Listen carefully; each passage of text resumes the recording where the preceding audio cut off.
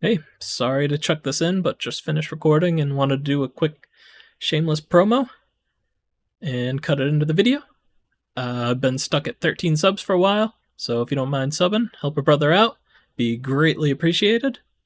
And also, if you want some Fateless Godforge merch, you can go to the store.fatelessgg, use discount code DLDS10 for 10% off your order. Thank you. What it do, everybody? As you can see, we have another Fateless video. It's a video about buffs and debuffs, and we're going to do like a 90% blind react to this. I have not watched the video yet, but I did see a couple snippets in Discord earlier and a little bit of the Discord chat. So I know it's about buffs and debuffs, but besides that, I don't know a whole lot, except for a few I saw. Hey guys, this is Simon from Fateless. Today we're going to be talking about Godforge. We're going to be talking about stats, buffs, debuffs, and disables. Just in the lead up to that, I just want to say we are... Forgot to mention I did hear about that too, so it's not just buffs and debuffs. There are disables. So already there's something new they're bringing to the game, and interested to find out more about them. well on the way to having the alpha ready. It's going to drop in July, as I've said. We don't know the exact date yet. We're working on our dev plan, our roadmap. There's a certain number of screens that we want to be absolutely polished and functioning and bug-free for you guys, or as bug-free as they can be. So it looks like it's going to be a bit later in July, but we will give you all of that information as and when we know exact dates. By the way, I have no patience, so I know it's better for the alpha to push it off till late July, but hearing that is crushing. Cut a little bit out so this video isn't too long. But basically, Simon said check for the alpha email to make sure you did or didn't get it. And you can check by going to fateless.gg to sign up again and see if it lets you or kicks you an error. And also to check your email and your spam box and everywhere you might be in your email. so we're working our way through screen by screen, but we want to make sure that we get the alpha in a really, really great place for you guys so that it feels good and you get a true representation of what we want you to experience with the game. So that when we're getting feedback, it's not just kind of like, oh, this feels sluggish. It's actually really interesting feedback that we can work on. But in this video, I just want to try and tee you guys up for different areas of the game. So things like the stats, what do they mean? Things like buffs, debuffs, and disables, what do they mean? So if I take Mordred here, we have three types of main kind of like core, I guess, actives or supporting ability types. So anything written in red within an ability is going to be a debuff. Okay, so anything red is a debuff. You can see this one is corrupt. We're going to go into what they all mean in a second. Red debuffs are pretty standard, so it's good to have that familiarity going into it. And this is on his basic ability. Every hero has a basic, a core, an ultimate, and then a passive ability. So his basic here has got a debuff on it. His core has actually got a buff on it, which is blue. And then it's also got a disable on it, which is this purple color. Buff and blue, again, familiarity, but disables, real interesting. Okay, so in this particular one, we got a confuse as a disable. And again, I'll tell you what that means in a second. So let's quickly talk about how you can gain an ultimate ability. So you start with 0 divinity in this case, and you need 1,000 divinity to get your ultimate ready. One of the things we can play around with in... I was wondering about what the flag meant, and now we know that's how much divinity the hero starts with. I'm wondering if that's like a base stat of 0, and certain heroes have a different base, or if that'll change depending on gear, if there's a type of gear that gives them a boost to that. Now, alpha testing is giving different heroes a starting divinity number closer to 1,000, and also this way to gain divinity. So in this particular example here with Anubis, he's going to gain 200 divinity whenever an enemy is defeated. Okay, so it could be someone else in your team that defeats an enemy. He's going to gain 200 divinity for doing that. Double this bonus if the enemy is aligned with order. So if you look at the info here, some of the team are chaos and some of the team are order. So you'll be able to basically set up teams to try and push someone like Anubis to gain his ult faster. So yeah, one of the things we're doing in terms of our testing right now is playing around with that starting divinity number, but also playing around with the way to gain more divinity. But we've also got stats, okay? So some stats are super obvious. You've got HP, attack, and defense. Hopefully these are all obvious. Just about everybody will have a damage increase by their attack. So attack never becomes a stat that means nothing. Certain types of heroes, like brawlers, for example, are more likely to gain damage through HP and attack rather than just straight attack. And they're the type of things we're playing around with, sort of multipliers. But yeah. That's really cool. If that's something that sticks and doesn't change on release. A lot of games, you have these attack rolls on your gear, and you're gearing an HP champ, and the attack's literally doing nothing. So even if it's just a small boost, at least it's still something that you're getting for that stat, and kind of easier to build, or at least more efficient. You're not wasting that slot on that stat. Yeah. HP, how much that slot on that gear, I mean. Health you've got, attack, how much damage you do, and defense mitigates damage coming into you. So these are all kind of like pretty obvious. Crit rate and crit damage are pretty obvious as well. You can get up to 100% crit rate to be crit capped, and then crit damage will be a multiplier on top of your crit rate. So all of those make sense. Speed determines how fast your turn meter will fill up in battle. You can get things like increased speed buffs, which will improve that once you're in the fight. And again, that's pretty obvious if you've played this style of game before. It's a turn-based game. You then got resistance and accuracy. So yeah, so accuracy is going to increase the chance of you placing a strong hit on the enemy. And resistance will reduce the amount of critical damage that you receive from a critical hit. So there's both of these stats have got like a dual purpose. So they're never redundant in a build. If you're just kind of like gaining additional stats, or if you've got people boosting things like your accuracy and resistance. And then finally, that's really cool that they have more inbuilt, I guess he said, protecting you from redundancy. Same thing as the attack being a wasted stat line. If you don't have the perfect gear, now you still get another bonus from accuracy and resistance. That's pretty awesome. And resistance lowering the amount of crit damage you take, that could be huge. Now your resist builds could be even stronger because now you're resisting debuffs and taking less damage. Initiative here. Initiative is a way to boost your speed of getting your ultimate ability. So it boosts your divinity fill rate. So in a similar way to speed boost your turn meter tick, initiative will boost your divinity meter tick. So per turn, you will gain divinity through your initiative, but then also your initiative will be a multiplier on your ability to gain your ult. So here where we gain 200 divinity whenever an enemy is defeated, if I boost my initiative, I will actually get a multiplier on this number, so I can make this number greater as well. So if you're really trying to push somebody's ultimate in a build, you could go super high initiative and get the ult really fast.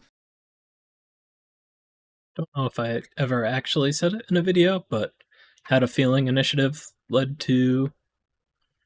I mean, we thought it was just in it. We weren't sure if it was initiative or what, but I had a feeling it had to do with divinity.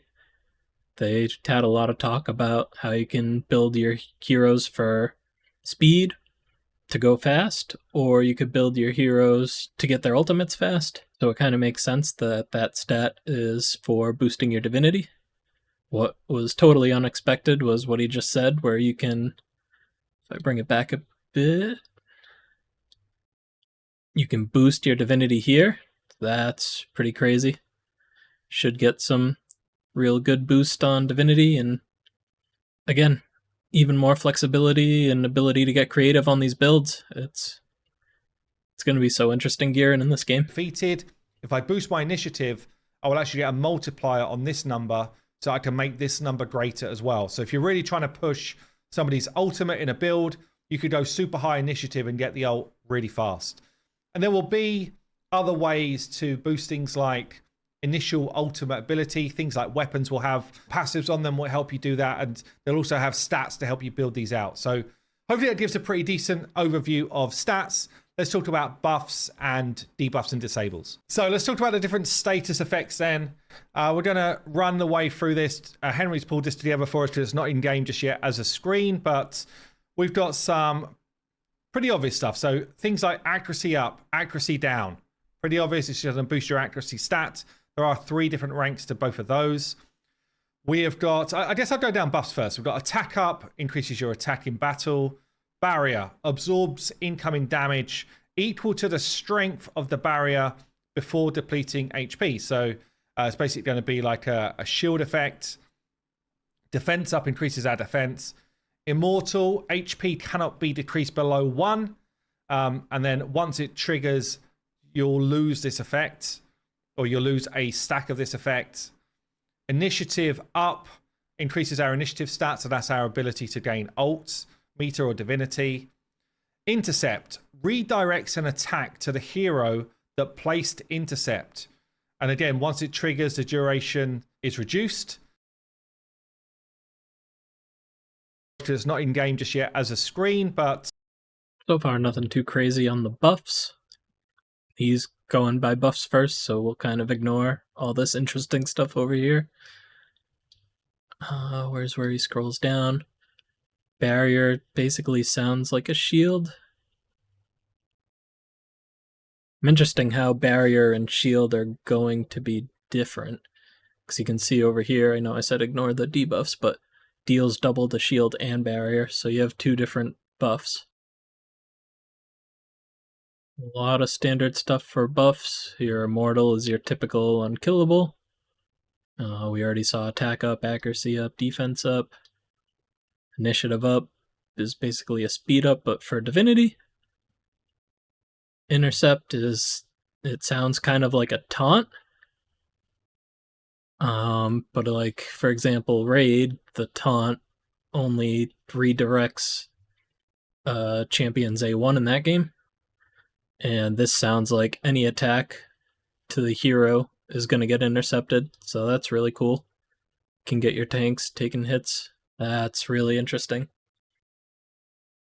To the hero that placed intercept. I'm going to let him get to mend first, but... And again, once it triggers, the duration is reduced. So you can basically push attacks away from you. Mend. Reduces bleed stacks by 1 and heal 10% max HP at the start of it. I think Mend is really cool because in one of the podcast episodes, they were talking about how it would be cool to have stackable, like, debuffs, like you're burning, you're on fire, and now it does more damage because you have more burning. And so right here, you kind of have bleed, so in a sense, you're hurt or injured. And how do you heal yourself? You mend. So you're mending your injury and taking a stack down and healing 10% max HP at the end of the turn, or sorry, at the start of the turn on top of it. So that's really cool that you basically clear 1 stack of the debuff and heal yourself.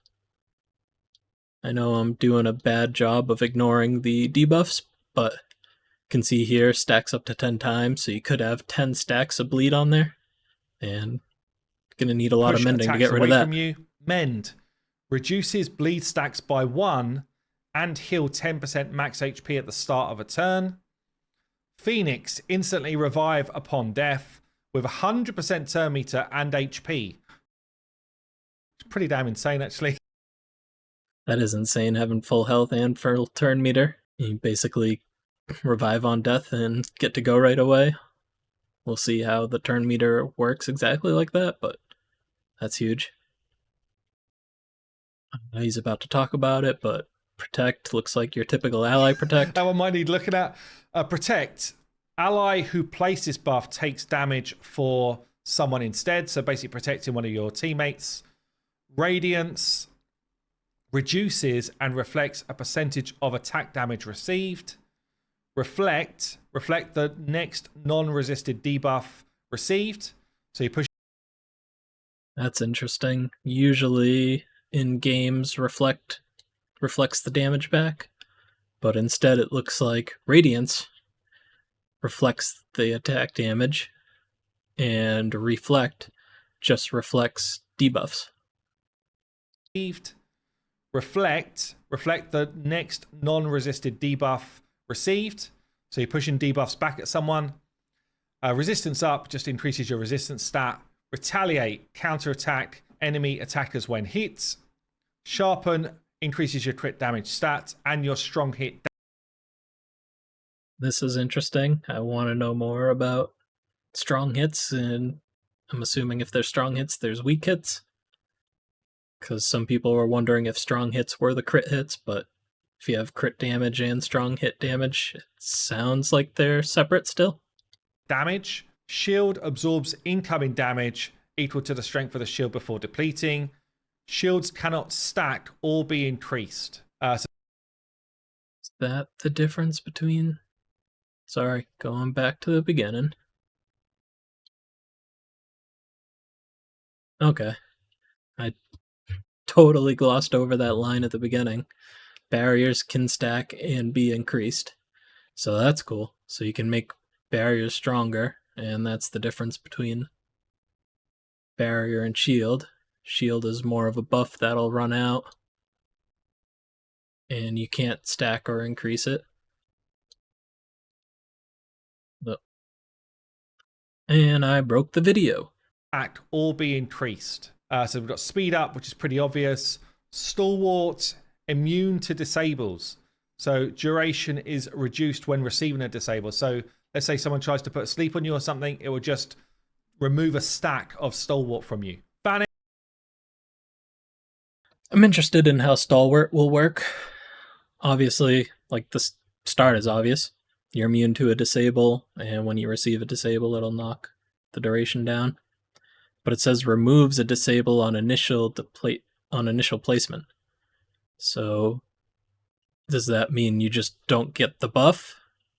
If, say, you get one stack and you remove one disable, does that just mean you don't get the buff and you get it disabled, or does it do both? You remove a disable and still get it? Because that's going to be pretty strong if you get both. Real interested. A lot of these, you can see duration is reduced when receiving a disable, or duration is reduced, blah, blah, blah. That means those are always going to stay on until the conditions are met to take it away. So, a lot more interesting stuff. Having not just turns on your buffs and debuffs, but also having these conditions. Stalwart from you. Vanish, you cannot be targeted. And then ward, immune to attack damage. Duration reduced when triggered. Okay, so pretty... That could be huge. I guess it's probably not as big as I thought it was, but in Raid you have a lot of these unkillable comps and stuff like that that'll run forever. Man. Sorry, wheels are spinning.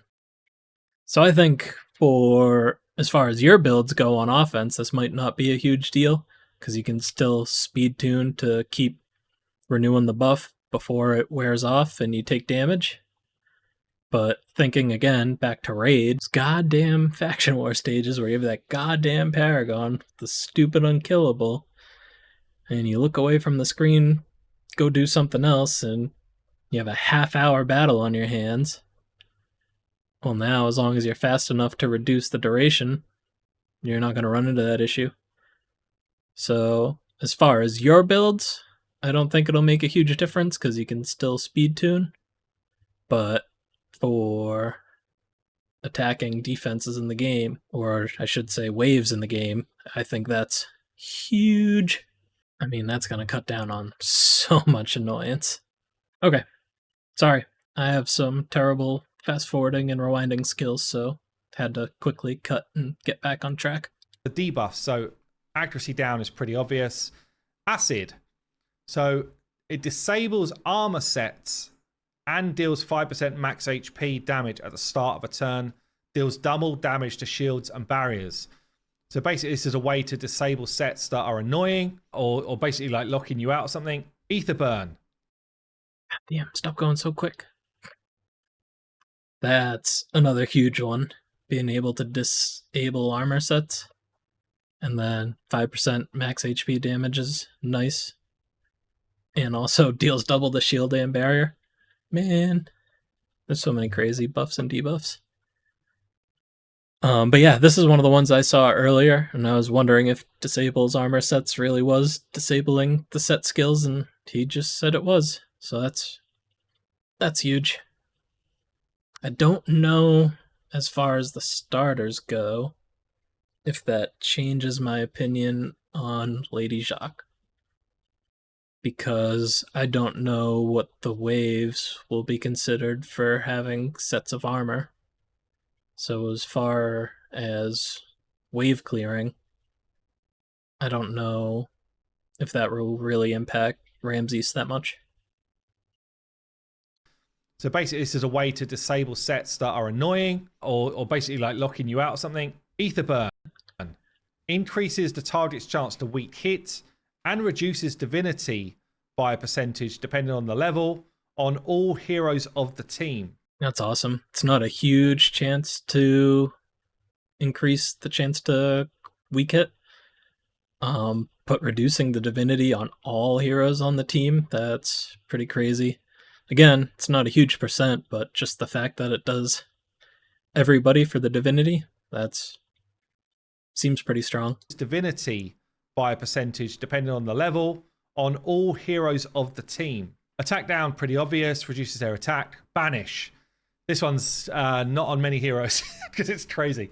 Enemies that die with this debuff or is placed before death cannot be revived whilst this is on. When a revive occurs, the duration of this debuff is reduced. So basically, somebody's dead on the floor. If they're banished, then if you try and revive them, what it's going to do is tick down a stack of banish before you're then able to revive them. That's interesting. I don't know how I feel about that, because it's basically a block revive, but with a stack. So you're basically not out for the whole battle. I don't know. He said it's kind of crazy, but I feel like losing a hero for the rest of the battle that can't be revived is a lot crazier than, just having to turn cycle some revives to get him back. Obviously, it's got to be a long battle to get the chance to bring him back, but I don't know if it's that crazy. It's tick down a stack of banish before you're then able to revive them. Blaze. This is basically a burn effect, so deals damage equal to enemy max HP on all heroes of the team. Bleed. This is a stackable thing, so damages an enemy for 1% of their max HP each turn, stacks up to 10. So that's interesting. We kind of glanced at it earlier, even though I said we were going to ignore it, but being able to get up to 10 stacks and do 10% of the max HP damage just from a debuff. Obviously, getting up to 10 stacks is going to be tough to do, but that's pretty awesome, being able to do that much damage with the debuff. Each turn, stacks up to 10. Block revive. Enemies that die with this cannot be revived. Okay, so they do have a block revive, which I was wondering if they would or not with Banish. Block revive. Enemies that die with this cannot be revived. Blunt reduces the strong hit and critical damage of an enemy. Charm takes the next attack for the enemy that placed this debuff. And then the duration reduces when it's actually triggered. Corrupt. Sorry if there's a weird cut there, but I heard a noise and I'm not sure if it came from the video or from me. But yeah, Charm is real interesting. I kind of want to get some clarification on it. When it says takes the next attack for the enemy that placed this debuff, does that mean the debuffed hero is taking the damage that the placer would have taken? Or is it just takes the next attack, like they basically just lose their turn when their next turn's up? Interested to see more. When it's actually triggered. Corrupt. The unit that places this debuff steals any buffs received. Duration really cool. Reduced when it's triggered. Cursed, reducing incoming healing and shield stroke barrier. So you're just going to basically trying to lock out the enemy's healing and stuff. Defense down just reduces the enemy's defense. Drain. So the attackers deal increased damage and heal for some of the damage that they do. So that's pretty huge for Guan Yu. And I think that definitely makes the starter choices more interesting. I don't know if it changes my choice, but increasing damage and healing, not just getting the heal, makes Drain seem a lot more powerful than if it was just a heal attack. So that's pretty cool and good news for the Guan Yu fans out there. Just a life steal, but with a damage buff as well. Hex. Oh, I've got a typo on this page here for Hex. Hex is actually meant to be allies also take 5, 10, or 15% of damage received. This is halved for AoE damage. Okay, initiative. Said 5, 10, 15, right? For some of the One more damage that time. they do. Just a life steal, but with a damage buff as well. Hex. Oh, I've got a typo on this page here for Hex. Hex is actually meant to be allies also take 5, 10, or 15% of damage received. This is halved for AoE damage. Okay. Don't remember the hex percents off the top of my head, but that seems pretty good. 5, 10, 15%, and half of it if it's an AoE. Any way to get more damage is great. Obviously, hex has been, if you're from Raid, got a huge boost when it switched to dealing damage in that manner. Okay, initiative down, decreases initiative stats. We've then got lock core abilities. So basically, that's cool. You can lock anything out. Well, obviously not anything, but depending on what debuffs you have, lock core, lock passive, lock ultimate. That's awesome. Not going to be able to be used. Lock passive abilities, lock ultimate abilities. All pretty obvious, but very, very damaging. Bear in mind, you're building these things up. We've got resistance. Man, that's again the depth of builds. I know it's a goal they were going for, and from everything I'm seeing, it seems like they're hitting it. But just thinking about, oh man, I'm about to get my ultimate, my divinity's about to be full, and getting hit with a lock ultimate, ugh. I mean, it's great for builds, but that's gonna hurt. Resistance down decreases resistance, speed down decreases speed, terrify increases your divinity cost by 50%, and then vulnerable increases damage dealt by debuffs by 20, 40, and 60%. Those are both pretty huge. I think all, if not most of the heroes we've seen so far have 1,000 divinity, so if you're increasing the divinity costs, you're increasing it by another 500. So that Terrify is obviously not as powerful as locking the ultimate out, but still pretty strong. And Vulnerable, increasing damage dealt by debuffs, that's going to be huge for your poisoners and I guess bleed and aciders, not poisoners. Okay, let's just have a look at Disable's End to finish this off. Do any not make sense, I guess, for what we're trying to do with the game? Or is there any way you're like, damn, that sounds really interesting? Okay, Confuse. So these are disables. Basically, it's a way of... I think they all make sense, but like I said, just want to clarify exactly how Charm works. And now, obviously, we're getting into the disables, which is real interesting, a whole nother class of abilities, I guess you would phrase it as. Locking out enemies or making them less effective than they should be. So Confuse. This unit attacks a random ally with its basic ability, but doing reduced damage. I kind of love and hate this. It kind of brings back the old RPG vibes that I know is another thing they're going for. But at the same time, it's one of the most frustrating things about the old RPGs, because you're like, don't hit your own ally, don't hit your own ally. And of course, you always hit your own ally. Looks like this one will always hit an ally. It's not like a chance to hit the other team or your ally, but at least you're doing reduced damage. That's a nice way to bring it in line and not overpower it. So if you confuse a bunch of the enemies, they're going to attack their own team. Despair. Skips the next turn. Cannot receive positive buffs or effects. Duration is reduced when an attempt to put a buff or something on. So let's say you've got 2 stacks of Despair. You could have someone who does 3 buffs for your team. The 3rd buff would get on, but the duration would be reduced by the first 2 buffs. So that's cool, having the reduction per attempt. So like you said, obviously if you have more buffs than stacks, you'll still get at least the benefit of some of the buffs. But that's pretty huge. That's actually another interesting thing, thinking about it,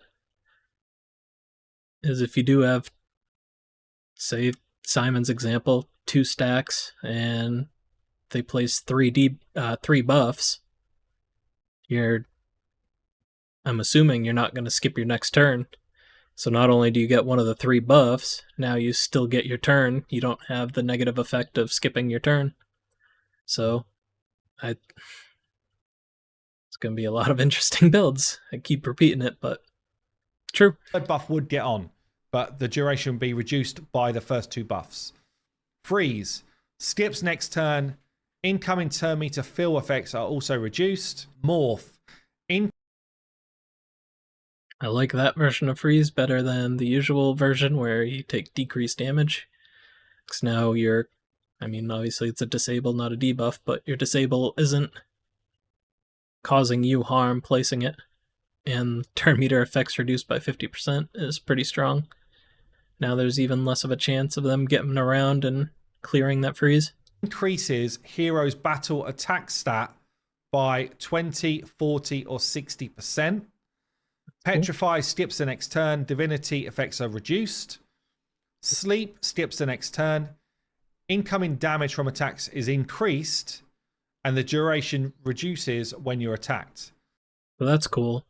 You don't automatically wipe off the sleep depending on how many turns are left on it, and getting the increased damage on top of that. That's pretty sweet. Damage from attacks is increased, and the duration reduces when you're attacked. Stun just skips the next turn, and Taunt attacks a unit that placed this disable with a basic ability but doing reduced damage. So that's cool, having Taunt in there that way. It's kind of more like a provoke now, where no matter what on their turn, they're going to attack with their basic ability, and reduce damage on top is pretty great. That is going to be it. Alright, that's it. Let's go back again. Sorry if there's a weird 10th cut right now.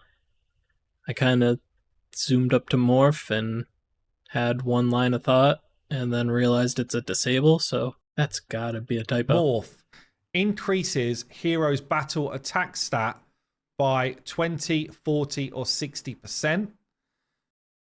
Morph has to be a typo, because it's the same line as attack up. Increases hero battle attack stat by 20, 40, 60. So I can't imagine that being a buff and a disable. Cannot receive. So yeah. Definitely want to know more about Charm, and definitely want to see what Morph is. I really hope Morph isn't short for Polymorph. I don't think it is, but that's going to be a typo since it's the same line as attack up.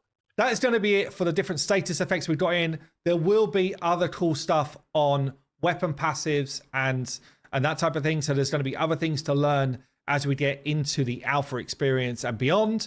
But yeah, that's going to be it for today. I've been Simon from Fateless, and I'll see you in the next one. Hey, it's me. So yeah, if you haven't seen that podcast episode, check it out. Man, everything I see gets me more hyped for the alpha. I think the buffs and debuffs and disables it's going to be huge for the depth of builds. Kind of keep repeating myself about that, but I just think it's going to be really cool and make a lot of interesting combinations, and it's all theory crafting right now, but can't wait to get my hands on it and actually try it out in game. But yeah, I've been rambling long enough, so that's all I have for this one. Have a good one.